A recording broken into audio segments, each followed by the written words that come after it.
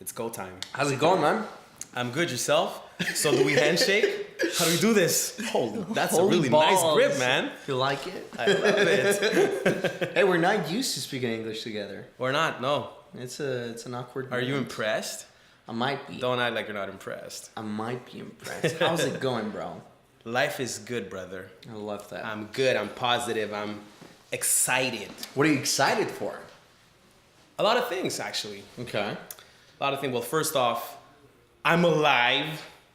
Every I'm day healthy. you woke I'm up. happy. My kid is growing fast. How old is he? He's 10 years old. Oh shit. He's You have, getting there. you have a couple of your own, right? Too. You already know that. So life is just wonderful, man. Yeah. Career's going great. Just released an album. The last year I released 2 albums. Yeah. One How's in, it going? One in French and one in Spanish. Just like a week ago, I just released my Spanish album. Okay. So far, so good, man. Okay. So far, so good. Good shit, It man. could always be better. It could always be phenomenal, sensational. I mean, like anything. Yeah. Obviously, when and I know you've been going hard, bro. You've been going hard for a long time. You've been going hard for a long time. I remember. A lot of miles in this vehicle. Oh yeah. A lot of trajectory and a lot of KM, but Yeah. you know, it's part of life. That's what I love to do. That's what I always really like. This is my passion, man. This is what I was born to do. You know, music has always been part of my life. You know, since I'm a little kid. So I mean, why stop? Why And stop? why But stop now? tell me how did everything start? Because I remember. This sounds better. That's cool. I remember when Carl started was crazy because I was 8 years old or something like that. 8 years old. Yeah, I remember. I remember that Carl would, make beats, but put a blanket over his head. Yeah. Because the light wouldn't let me sleep. And then on the day, you would come and stay there all day long. Yeah. Or Los Playas also. True, We're there yeah. all day long. I remember I used to come to your house in Montreal. What was the street again? Colonial. Colonial, yeah. Colonial. And you were like this height. And you were like, this height. I was this height. I've never grown. And you used to be on your computer too, but you were not making beats. You were playing like this Maple Story. And you were there playing. With Christian. And hey, Eddie, hey, Cruz. And that was just it. And then we just go into the room and start creating music. Yeah. And we were kids too. We were 15, 16? That's crazy. Yeah. But so tell me. But it was never like that though. It was never it didn't start like that, to be honest. How did it start? How did it actually Because to start? be honest, to That's be what we quite wanna frank know. with you, when I first started music, I didn't know Carl. Carl didn't know me at the time, and it was all just a hobby. Mm-hmm. You know, came back from a country. All this reggaeton bullshit was popping in the streets. Everybody was listening to reggaeton. The radio was playing reggaeton, and at the beginning was Daddy Yankee, Chesina. The big legends and reggaeton icons, and I came back to Montreal with that knowledge of reggaeton, and I just started downloading like a real pirate. Yeah. I was, and I started downloading. LimeWire. Yeah, on Napster and LimeWire, all these forums, and I just started to download all the songs one by one. Started to get into that type of music and that vibe, and that's when I started to record my own demos. I started making my own beats. Right. So I didn't, at that time I didn't know Carl, I didn't know anybody, and hence why I started to do my own thing and started to make my own instrumentals on Fruity Loops, and it was so shitty, bro. It was so bad, but it kept me going. It obviously led me to being self-efficient and independent with my music, but I always needed somebody to help me with the beats and instrumentals. So Writer. To write your own beats. I wrote my own songs. So it all started with, everything just being a hobby. And I remember at that time I saw an ad. It wasn't on Instagram or Twitter or Snapchat. Now, where did you see an ad? It wasn't an ad. It was actually a forum called, it was a forum. It was a reggaeton forum. And I saw this thing called Laboratorio Musical or some shit like that. All right. And I remember that Carl produced that album. Saw a couple of artists, that unknown artists, a few people from here. Yeah. And I'm like, holy shit, that's interesting. Because we were used to, Sandunguero, Playero, right, all those big reggaeton classic compilations. And I saw this coming from somebody that, from one of our own, somebody from Montreal. And I'm like, who's Mystico? Started to be curious and started to do my own digging and found out that Carl was producing and making beats. And one of my first encounters with Carl, before that I knew that some friends had a song produced by them, which is Article Now. Yeah. Back in the days it was called Chapin Dynasty. And they're like, yo, we did this song with Mystico and it's hot and it's this and that. I'm like, yo, I want a song from Mystico too. Yeah. I want to be from Mystico. He was getting hot. Yeah, and Los Playas also was already fucking with him, and they had a couple of songs here and there. Yeah. And I remember Davis was like telling me, yo, let me plug you with Mystico. Let me show him a couple of songs. So he told me, you know what? Come by the studio, bring some stuff, show us what you can do, and we'll see, because he was working on a project back then. So, bro. Who, Carl or? Carl was working on Area 69 or something. I don't remember. Area 69 with Carlos Guerra. Yeah. Yeah, I remember that. So I went to the studio. He's like, yo, meet me at this subway. It was Métro Jean Talon. So me, 15-year-old Cruz, not knowing what life was. And I went to the studio with Carl. Who else was there? I think it was Carl. And I think it was your cousin. Who, Gary. Gary was there too. And he's like, okay, cool. Nice to meet you. My name is Mystico. I'm a producer. I make beats. I heard you write your own songs. You have, your songs, whatever. I heard a couple of things. I like it. Let's do something. And he's like, he threw me a beat, and I never shaked. My body was, I have never in my life been so nervous. Shivering. I was shivering. I was sweating. I was mumbling my words. Yeah. And I was like, it was really a disaster. Yeah. I was just. He told me that story. I remember I recorded some stupid ass song, and I was like, I couldn't record. I couldn't keep a straight face. I was just like, it was awful, man. It was awful, and Carl just told me, well, cool. We're gonna take it from here, and we're gonna let you know what's up. We'll call you back. We're gonna call you back. We're gonna call you back. So that audition went not as planned, and I remember he just never called back, and nevertheless, I didn't stop there. I just kept on moving, I kept on doing my thing, kept doing my own beats, had no choice. And where were you releasing those beats? Were you releasing anything, or? Bro, everybody knows this. 13, 14 years ago, we didn't have these platforms. No. We were only relying on basically forums, word of mouth, MSN.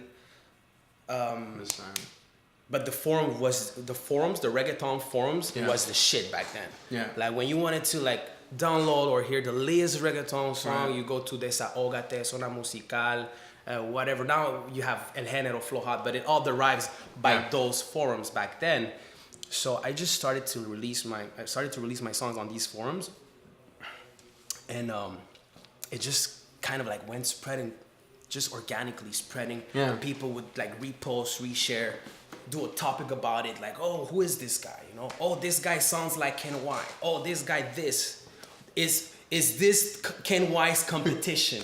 And people would just go crazy with the songs and the little headlines and tabloids, and so it kind of it gave me that fire, yo, people are actually talking about me, It's crazy. Yeah.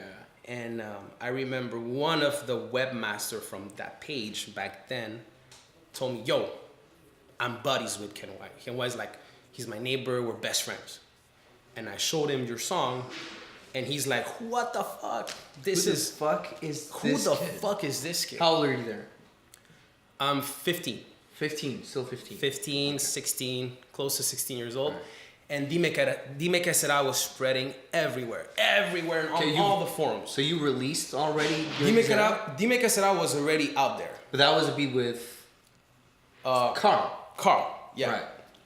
So, because we jumped some steps, Well, here's a 10-year gap. 10-year gap. So yeah, we jumped some steps. Basically, how I end up working with Carl is because he saw that these songs were being, before Dime Que Será, a couple of songs were already being spread around the forums. So then he told me, oh, let's meet up again and let's work on songs. He called me back. He ended up calling me back. He saw there was potential. I think he saw there was potential from the get-go. He just, he knew that I was nervous. But we ended up working a couple of projects, a couple of songs, which Dime Que Será, Que Vale. Maybe, I think my first 3 songs ever released on forums were worked with Carl, with Mystico. Yeah. So going back to this timeline, basically it just went viral. And going viral 12, 13 years ago was a big statement. Yeah. You didn't have fucking Instagram, Facebook. You didn't have Facebook campaigns. You didn't have influencers. When you went viral 15 years ago, because you went viral. It's because you are the shit. You were talented. Was there SoundCloud at that time? Not even. I don't think SoundCloud was even. So the combination of all those forums and all that was kind of like the SoundCloud of now. Yeah, exactly. That's crazy. It was like you really had to hustle your way up to be in those forums and keep active and people to notice you. It was a big statement. So when we had that song going viral on all the threads and all the forums, it got to Ken Y's attention. Ken Y's, Rakim Ken Y's were signed with Pina Records, which, by the way, at that time Pina Records was having a hard time because everybody was saying that Pina was bad manager, stealing money from their artists. He had a couple of hiccups with a lot of situations, a lot of like court hearings with him, and so a lot of people were like, Pina Records he's kind of shady, be careful. But I was a fan of Rakim Ken Y. I was a huge fan of Rakim Ken Y, and when I saw that I had that door, I'm like, yo, let's take it. Let's take it. So that's the opportunity. I told him, bro, I send him like all my songs. I'm like, yo, make him listen to that. So that's what they did. They were at the studio. Ken Y was at the studio with Pina, and they started listening to all my songs. Like I said, De Que Vale was out too. Oh, crazy. And meanwhile, that was happening.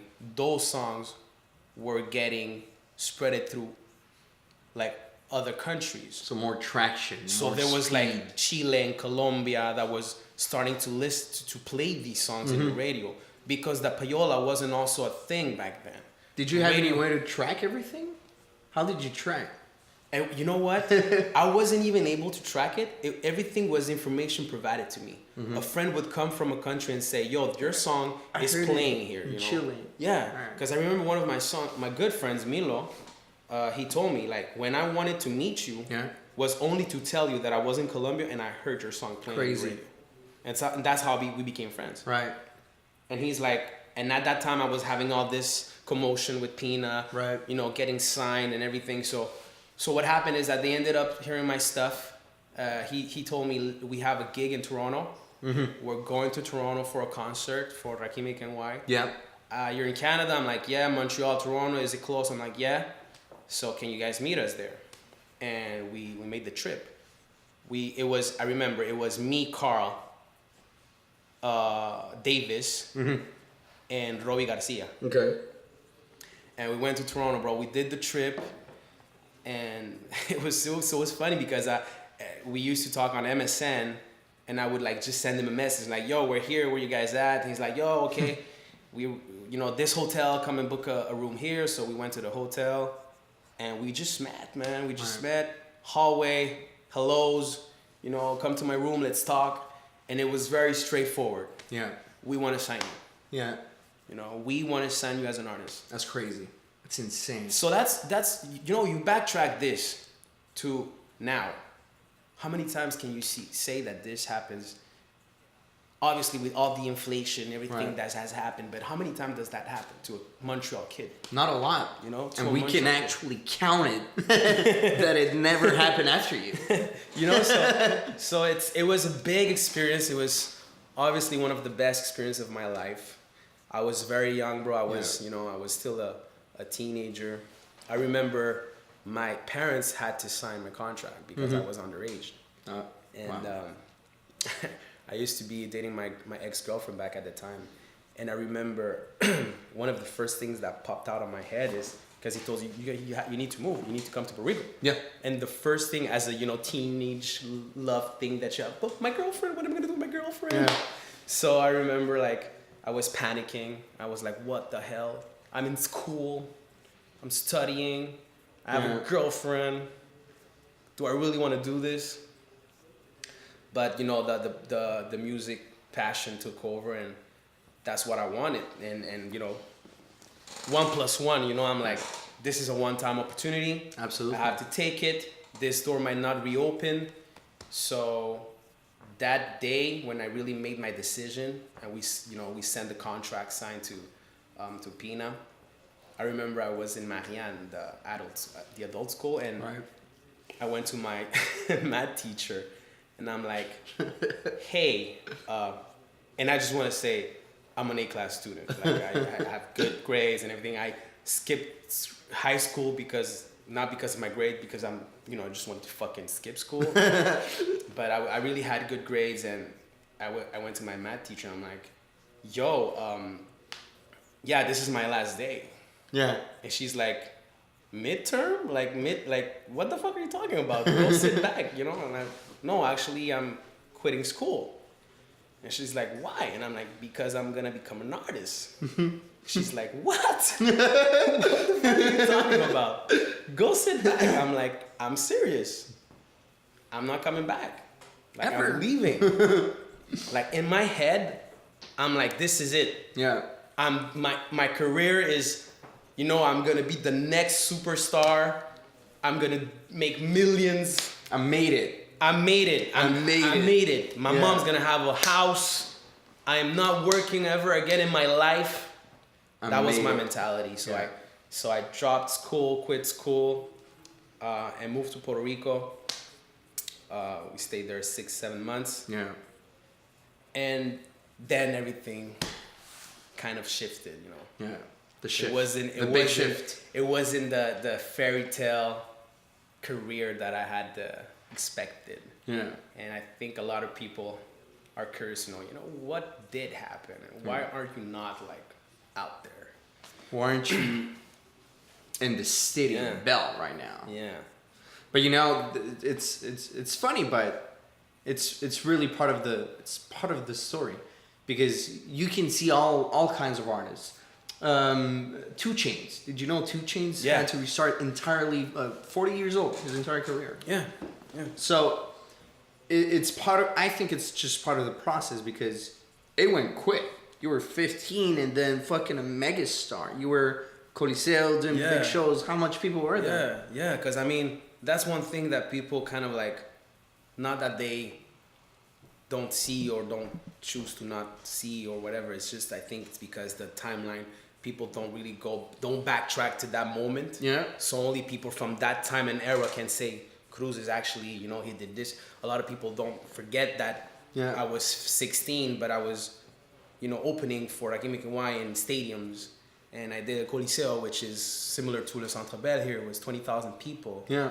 And when you see the footage, you see 20,000 people singing a song, my song. Yeah. You see 20,000 people going like, what the fuck? Like I'm Michael Jackson. And I actually just dropped the stage like Michael Jackson. And that's something that people like maybe forgot, or they don't just want to ignore, that it was actually very huge for me at that time. And we're talking stadiums, we're talking like in Colombia, in Cali, in Medellin, we did like half a soccer stadium full, 30,000 people. Yeah. Same in Chile. And we were talking about this with Carl the other day. I told him, dude, you know what? I just realized if I had not been so desperate. Yeah. And that shift of me, that insecurity as an artist, when I decided to not continue working, and I was a little bit, if I would not have taken that path, and I would have decided to just keep going a little further, I would have fucking sang with Rakim Kiwai at Viña del Mar. Yeah. And other countries, and other stadiums, and other and I'm like, just because I was desperate and I thought that I deserved more, because in my eye I was like, I'm doing this, but I want more now. Yeah. Yeah. I let all those opportunities fade away from me, and I'm like, I could have sang my 3 songs in Viña del Mar. Yeah. Who can say I perform at Viña? Yeah, absolutely. Or who can say I perform at MSG, or at Staples Center? All these venues, all these artists, they all went through those venues, and I'm like, not me, because I wanted more too fast. Of course, it becomes when you're young and you have such a huge opportunity. I look example with Bieber. Bieber went through hell. That was a crazy moment. He was 12 years old, even less. But what he had is really good managers behind him. Yeah. Like insanely good managers. Scooter was just insane. Yeah. And I think that's one thing that you guys were missing, because you guys were overwhelmed. You had the opportunity, but it's part of the process. It happens to so many people, and not just in music. I'm talking everything. Yeah. Business, other artists, anything. It happens to everyone. And when that moment, and you can see this in Montreal, but at a smaller scale, when you get that big and you start demanding, like, I want more because I think I deserve more. Well, when greed comes in, you go down straight. Of course, And we see this here, but with people who have, starting their careers, they already have that greed. I mean, I've went through that phase, and I learned my lessons. I learned my lessons. It was difficult for us, for Carl too. Carl was kind of like part of. Let's get closer to my head. It was hard for Carl, and I say Carl, but Mystico. He's part of my success. We share that success together. So, but one thing that we acquired is a lot of knowledge, we know that we're not gonna go through these same issues, same mistakes, and part of it was having to go through that to know better now. Absolutely. But like you say, a lot of people are going through this exact same situations, but not in the same circumstances, or not with the same overall picture that we went through. So it's sad, because you wish that you could help them, or you could tell them hey, don't do that. Don't go that way. I went through that shit, but not everybody is open to lecture or listening or whatever. But it's definitely something that we need to change. I mean, I think Montreal is a talented city. There's a lot of talent here, unquestionable talent. Yeah. A lot of people that can sing, can dance, can paint, can do 1,000 things, but they just, I don't know, man. The mentality and the mindset is so somewhere else. Yeah. So I think it starts with the individual. Yeah. You need to change who you are. You need to understand how this works. You need to know that you need to know how to leave the pride, that ego aside. Yeah. That's so you can believe in yourself, be confident, but also humble at the same time. Because if you don't believe in yourself, nobody will. Let's be honest. But at the same time, let's use that humility to regroup and work as a team, unify everybody. For sure. Let's work as a fucking team in Montreal, so everybody knows that we're here and we're talented and we exist and we do stuff, and we're amazing. But everybody's so very individualistic here. It's like everybody wants the throne, everybody wants the prize, the spotlight, but they're not even in the spot yet. Yeah. You're not even in the spot, but you want the spotlight. Exactly. Let's all be in the fucking spot and then demand the spotlight. Yeah. So absolutely. It's one thing that I think this city needs. And I mean, if there's anything that I, as an artist that, has been here for a while and that went through all this hell and fire, if I can do anything that I can do to help, I will help. But let's also return that favor, and let's help each other as an artist, as an ensemble, because we're all in together. We're all in this boat together. Even me as an artist, I still need people to support my career and show love, and and it's just it's a question of making it happen. Yeah. So now you're kind of in a relaunch. Yeah. Starting This is like my third comeback. This is the comeback. This is the real one.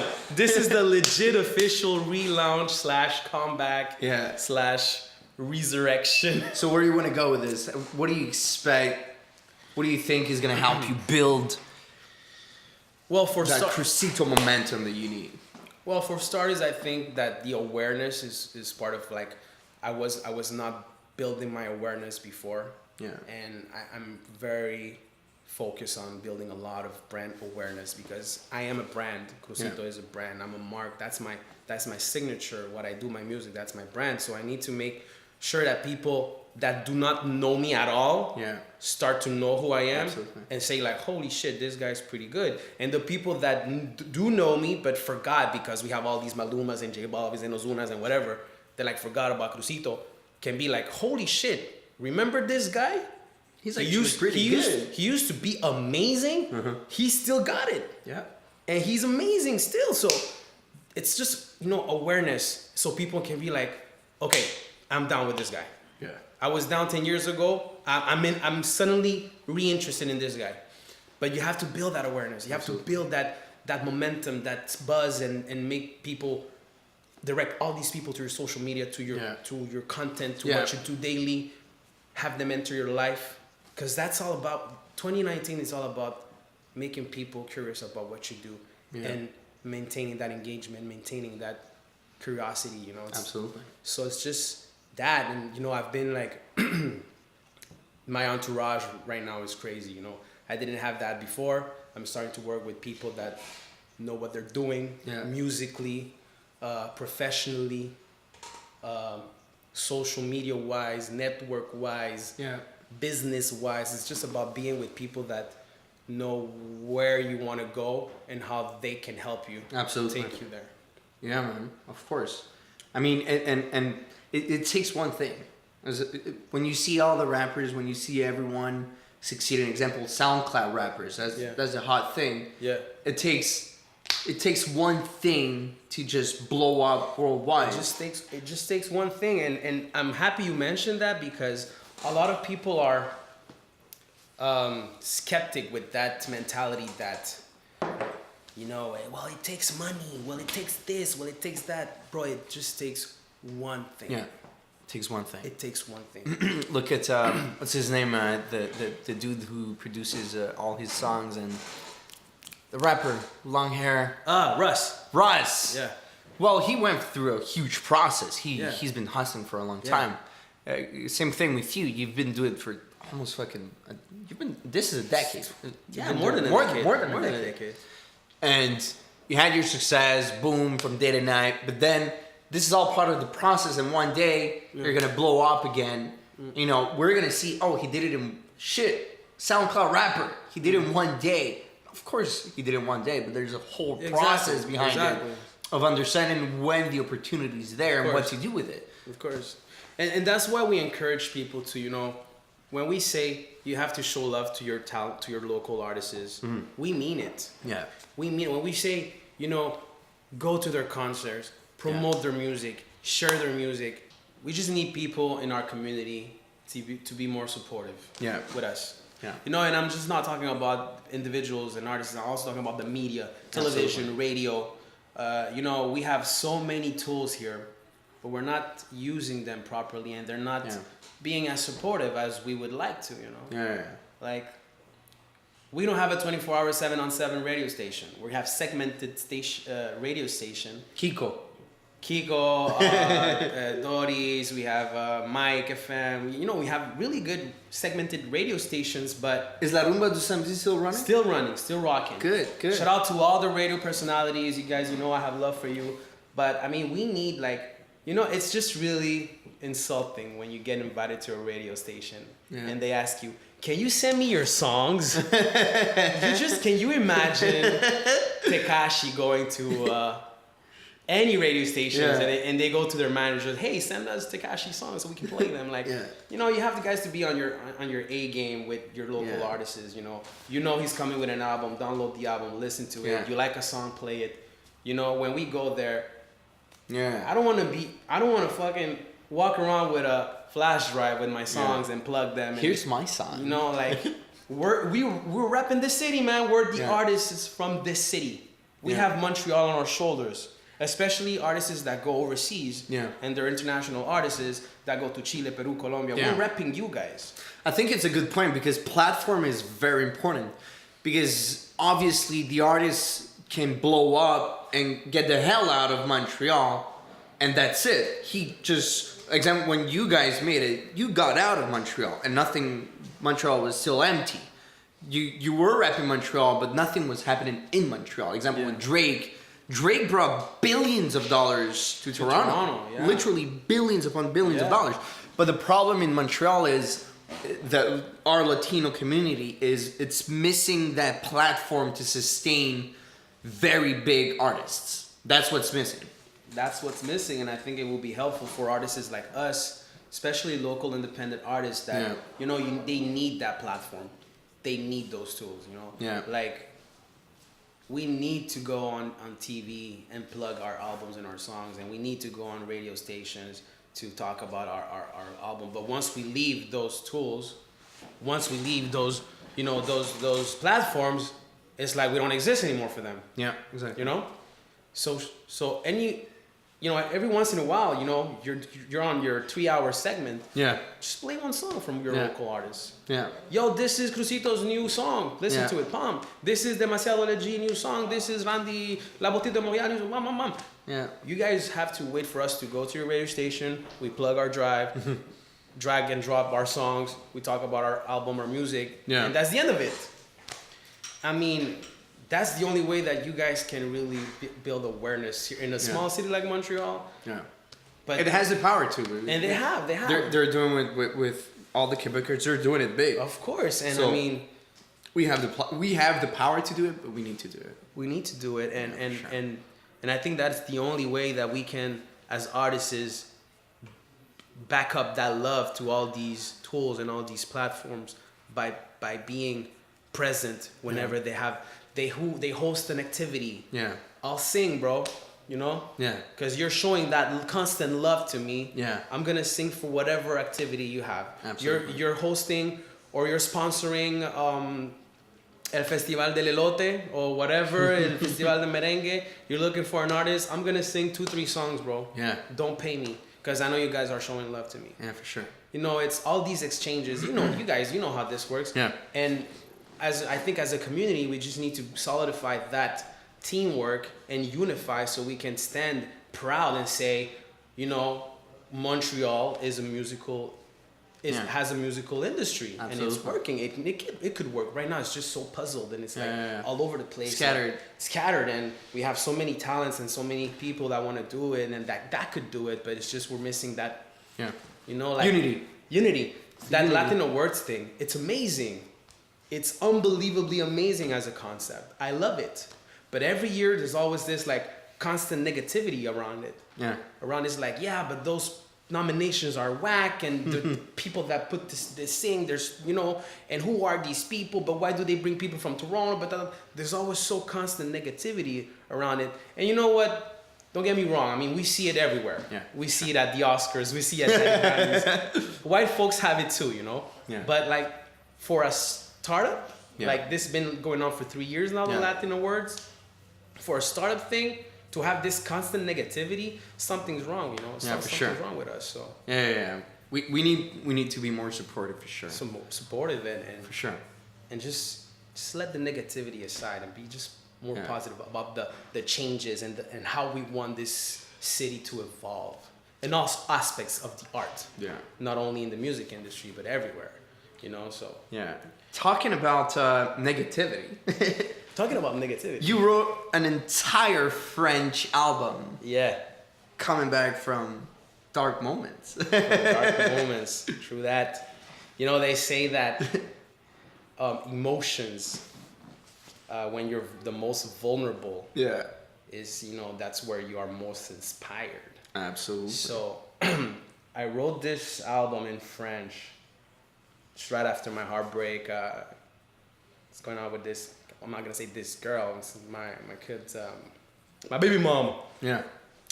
For 14 years, and split ways, fortunately. But it's not. It doesn't have to do with the bad moments. It's most just like the emotion that it brought. Yeah. You know, that emotion, that vulnerability.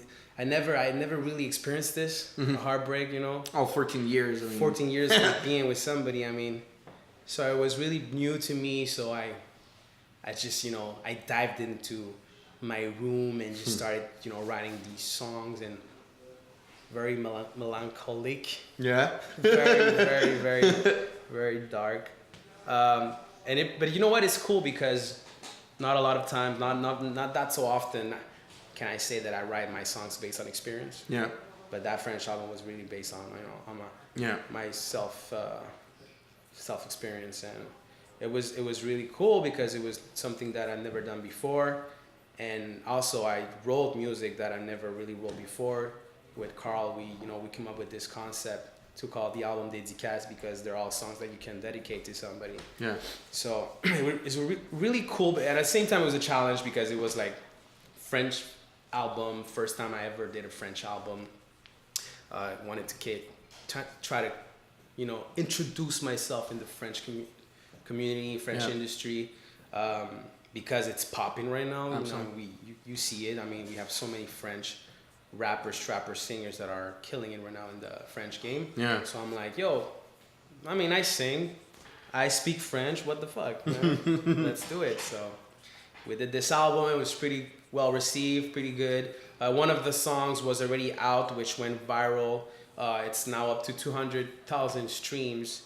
And just remember, nobody knows who I am in the French community. That's crazy. So nobody knows that I'm an artist. But to have 200,000 streams with your first French song, that's a lot. Kind of like a statement, you know. Yeah, for sure. So that's where we got the idea. Let's do a French album. Yeah. You know, let's do a French album.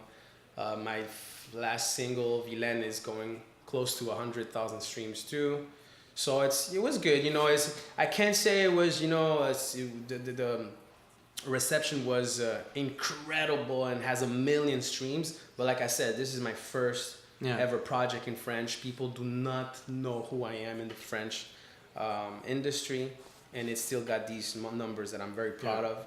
And I think it also opened that door. It broke the ice. Yeah. So a lot of people are, you know, raising their eyebrows and like, who is this guy? You know. So I'm looking at the streams. They're coming from all type of demographic. You know, French, France, Germany, Switzerland.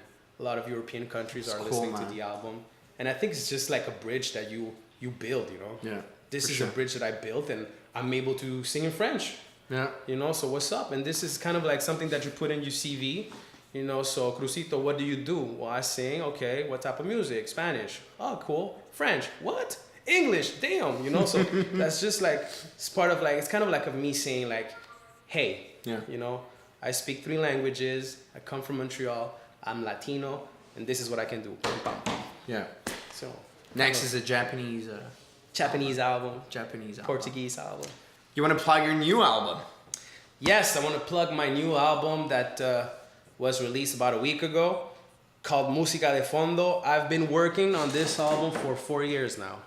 This is the longest album ever. That's what everyone was waiting for. Composed, and like people have been asking for this album for like legit even before I started to produce this album with Carl. And a lot of people were asking me like, so you had time to do a whole French album in 6 months, but it took 4 years to do a Spanish album. I don't get it. So, you know, it's one of those albums that you start and you're very like excited about it. Absolutely. Then come all the obstacles, then come all the commotion, having to rely on X and Y people to deliver type of things, whether it's a video session, whether it's a master or a mixing or a production. And it was just a very, long process. I mean, if I would want to do an album now with Carl, we'd probably kill an album and finish it in 3 months if we want to. For sure. But it was so overwhelming. And plus I was going through that phase with my ex-girlfriend. Yep. So it was a very dark moment. I went through a year of just not doing nothing. I was not working.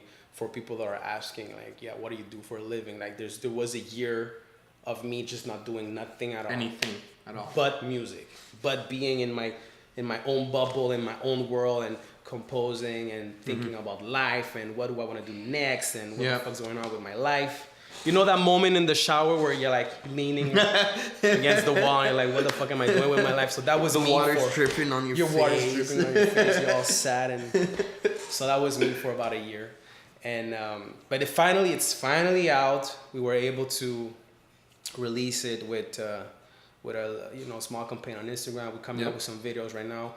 We have a video for the single Dime Que Será that's gonna probably drop next week. We're gonna drop some visuals for the song Música de Fondo. We have also a video for the Kizomba song, the only French song in the album called Danse Avec Moi. So it's not like we've been we've been working, we've been doing a lot of stuff for the album. 11 songs, very, very pop album. People are a little bit pissed that it's not reggaeton and it's not full of like these groovy reggaeton songs, but I think what we wanted to say with this album is like there's more to what people think that I'm people have like put me in a basket and they think that I only have one category. Yeah, for sure. And you are a reggaeton artist, and I wanted to get out of that basket and show that I'm actually an artist. You can do a lot of things. There's a lot of things that I can do. So this album has R&B, pop, kizomba. We have fusions of Zouk, Caribbean, reggae roots, reggaeton as well. So there's so many fusions and so many stuff in this album, and people have been surprisingly very, very receptive and very positive about it. Even though it sounds a little bit retro, when you hear the songs, you kind of like know that this album's been in the process for 4 years. But it's good because that's what I wanted to portray in this album. It's like that music, that everlasting music that doesn't die, that you can listen to it, whether it was dropped 10 years ago or 10 years in the future. It's still good quality music. It's still music that you can appreciate and listen to, whether you're in your car, whether you're taking your shower, whether you're in the bed with your girlfriend. It's just an ambiance type of album. It has so much to offer. So if you haven't heard it, go cop it. Let's get it everywhere, all the platforms imaginable. Música de Fondo. Good stuff, man. Any last words of motivation for artists and one thing only. Guys, you know I have love for everybody here. There's been this misconception that I'm a jerk, that I'm cocky, but I'm actually full of love for everybody. All the musical talented artists from Montreal. Keep going. There's gonna be obstacles, there's gonna be ups and downs. People are gonna, say you can't do it or you should stop right now. Fuck that and just keep going. And like R. Kelly once said. No, I'm just kidding. Guys, I love you. Stay strong. Cruzito. Peace.